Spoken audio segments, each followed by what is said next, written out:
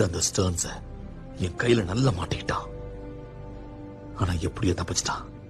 அவன் ஒருத்தனால இன்னைக்கு பெரிய போரே உருவாயிருக்கும். ஏன்னா என்னால மனசுல இருக்கிறத சொல்லிட.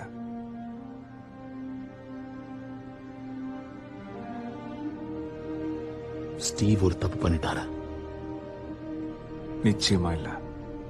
அவர் இந்த ஷீல்டு உன்கிட்ட கொடுத்தத நீ பலசாலிங்கிறதுனால இல்ல, நீயா இருக்கிறதால.